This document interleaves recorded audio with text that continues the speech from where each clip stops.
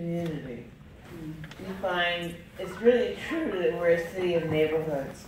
And whatever neighborhood you live in, there's a community there that is supportive and stable.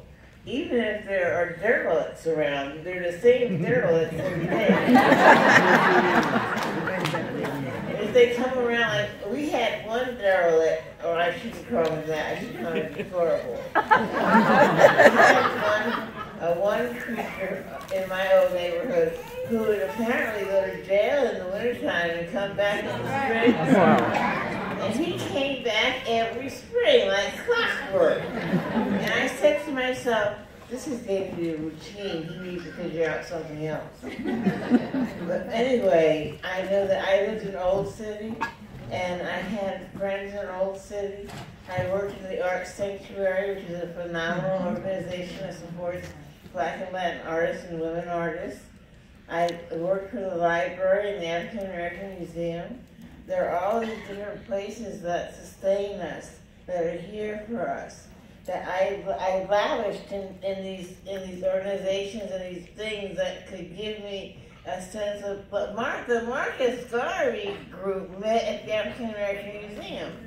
I mean, where else in the world do you find UNIA meetings? Mm-hmm.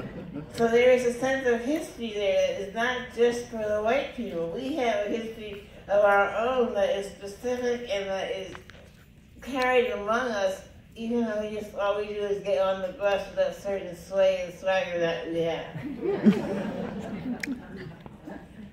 Thank you.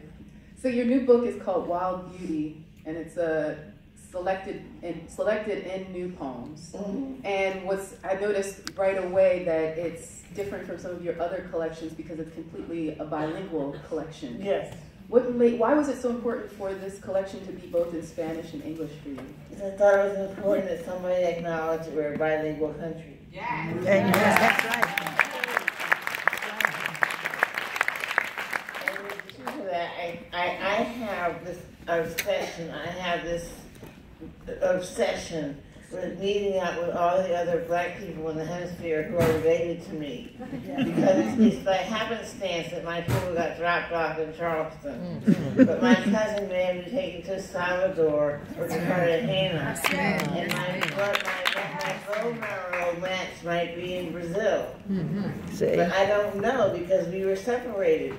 And I thought if I could do it in Spanish and eventually in Portuguese, I'd be able to reach all these other black Latins and black Brazilians who would know that we also are here and we are looking for them. Yes, and we are not all smitten with the English language. We do not view all black people as foreigners. Just because they are the other. We're not that closed-minded, and we are yearning for partnership and for a kinship with all of our relatives.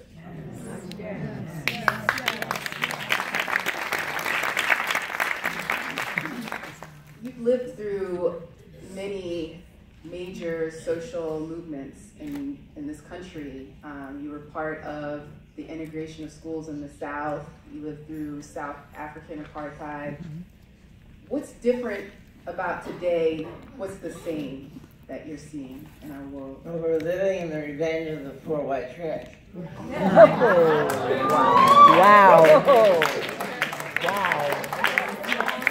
Those are the ones who threw tomatoes and eggs at the black kids as they were trying to get on the buses.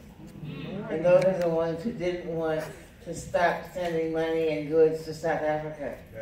And those are the ones who would just as soon get rid of affirmative action because their kids are too dumb to get in school without it. Oh, wow. And those are the ones who look at us and see only a servant, or only a whore, or only a hoodlum.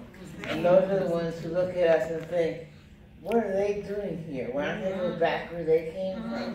But it's us who shouldn't instead be saying that to other people. Because we were here before. Yes, ma'am. Yes, ma'am. And what's different now is,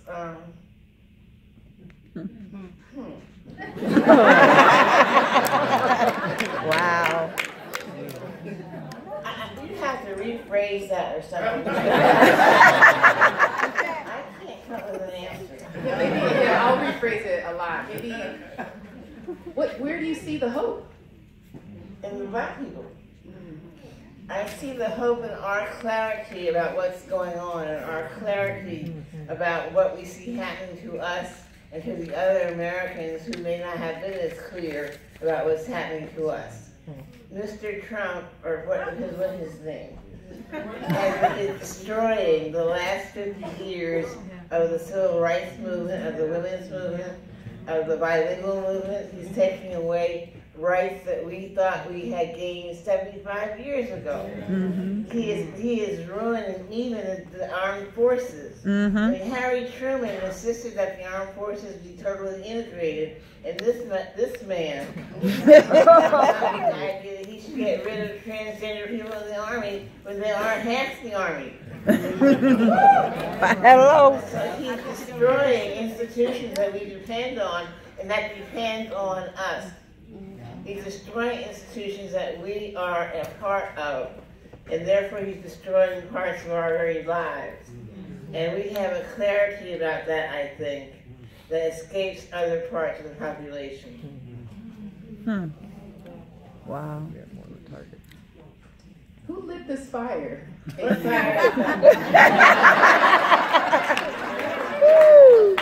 mean, it's the fire in your work, it's the fire in you, but it feels like a fire when I read some of your work, like Tucson, the poem Tucson for Colored Girls, or the novel Betsy Brown, these little girls that you created who were just full of this fierceness. Was that you as a young girl, and who were the people who lit this fire, your personality for you? Oh, I wish it was me as a little girl. Who lit this fire? I have a little rifle. That's a fire time. Okay, well, who lit this? The black people lit this fire. Because I grew up in a black neighborhood, but I was really blessed. I mean, I had it better off than all y'all did. Because I was raised in a real segregated community where anybody who was not white had to live all together. And that meant the Senegalese, the people from Togo, the people from Algeria, the people from Algeria, the people from Haiti, the people from East India, the people from the Philippines, all had to live together. So I was exposed to the whole world before I saw white people. I could go around my neighborhood and go all over the world and hear different accents and different voices and not see a white person. I only had to see white people when I went to school. Wow. And that was like traumatic. So, am I getting what you asked me about? Okay. Who lit the fire? Okay. The fire was lit when I'm cognizant of what I know lit a fire was seeing the tanks and the soldiers go protect the Little Rock Nine. Because it came on in the middle of Dick Clark. So the national episode that everybody got to watch. And it happened in the middle of the broad daylight. There was a platoon of the National Guard guarding 9 little children who were being spat at, who were having things thrown at them, who were being called names, who were being told to go away, to get out. They were being called nigga this and nigga that. And they were only children. And I tried to figure out who was going to protect them, because I did not trust the white men with the tanks. I wanted to know who was taking care of them. And I was always worried throughout the whole civil rights movement about who was taking care of the children who were in the front lines of the struggle.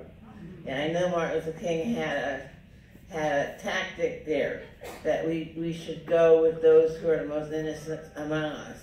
But that seemed to me that be a treacherous thing to ask a child to do.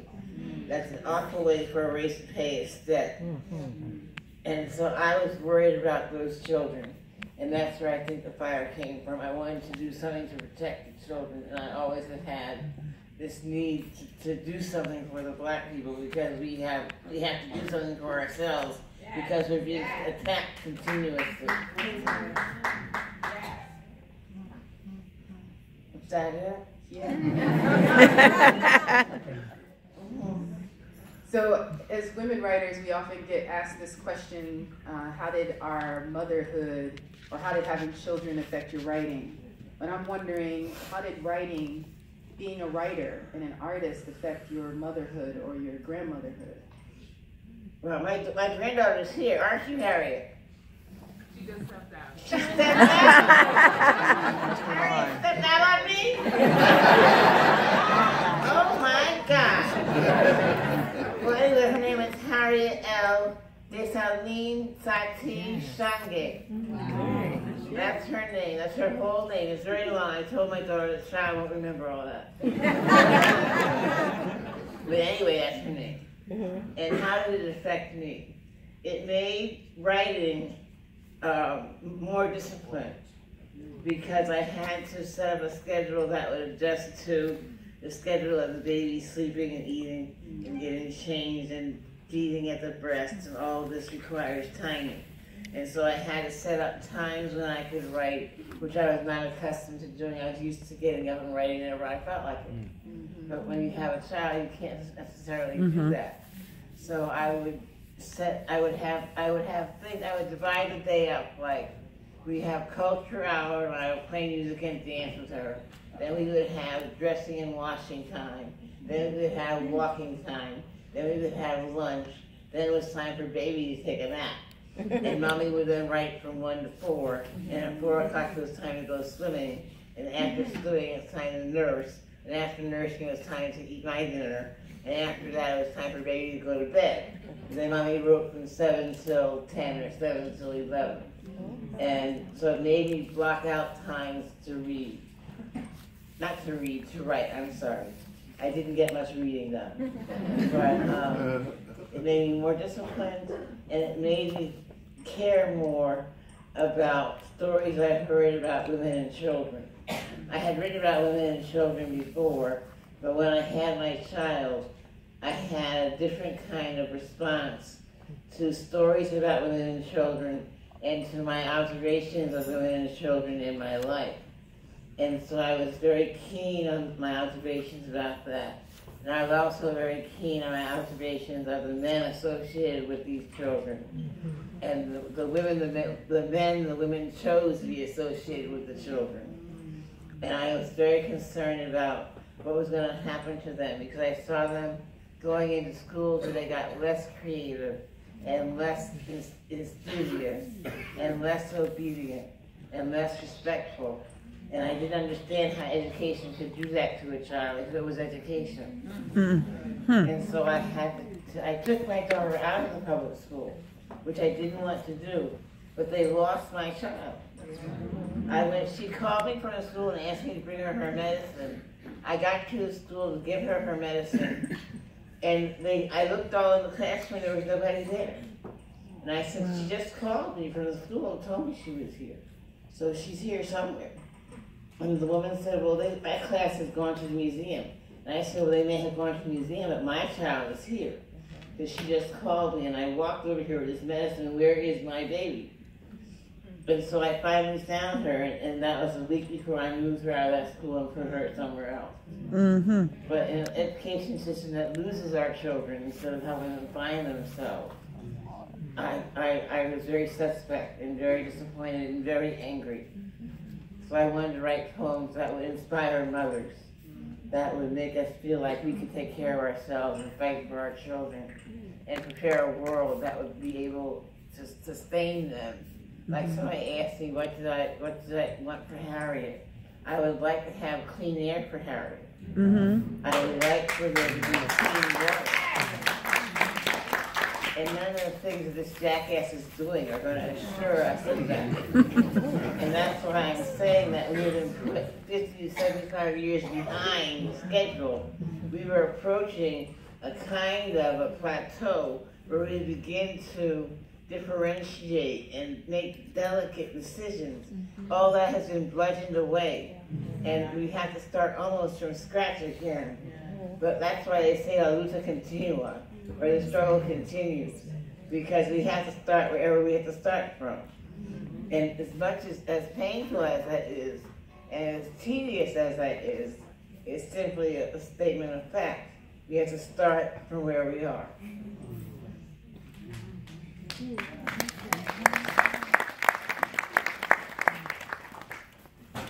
How do you make poems differently than you did 30 years ago? You know I don't. Same way? Exactly the same. How is that?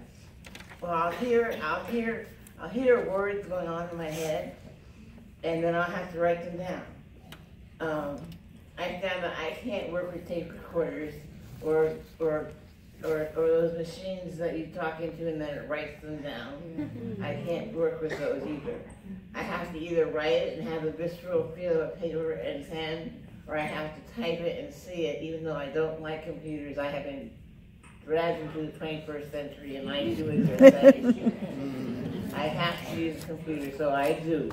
And I have actually kept journals on the computer, which I thought I would never do. But, so I have to get it out of my head and onto a piece of paper somewhere, somehow. And that's what I've always been doing. And how did you select which poems were going into this collection? I mean, there's so many books of poems that you could draw from. Even in For Colored Girls, I noticed you picked some of the monologues, not all. How did you decide on this book? Well, I was given a lot of help by my agent, Rob McQuilkin, he read all my work. He went off for a week and read everything, and then came back with this selection he had made of my best things. And we did not always agree about what my best things were.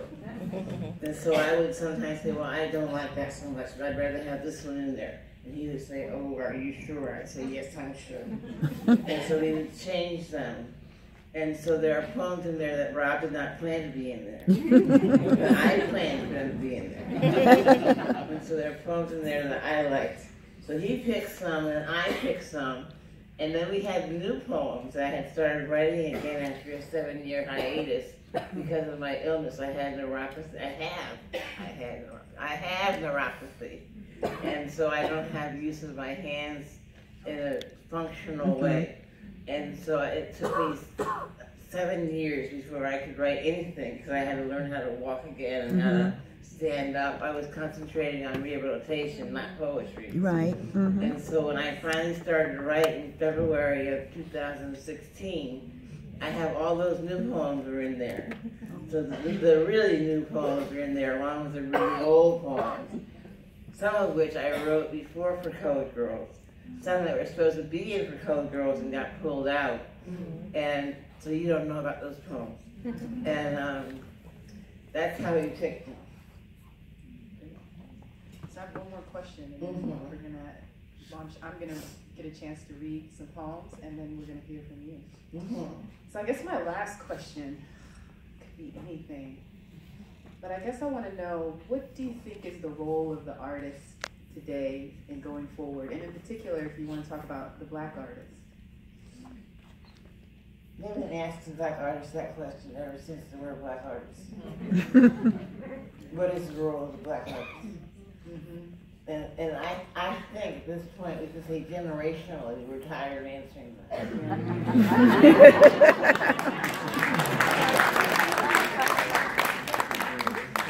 However, the role of the artist is what they call in Cuba that of a cultural worker or a cultural warrior. I used to call it cultural aggression. The role of the artist is to combat laziness and complacency and obfuscation of thought and blurring of definitions. The role of the artist is to make everyone's life more piquant and more delicate and more visible to them so they can see themselves more clearly. The role of the artist is to do those things. If we do those things, we're moving ourselves closer and closer to a liberation of the soul and the spirit, which will help us sustain ourselves, liberate ourselves from the real, true, visceral experience we're having as an oppressed people.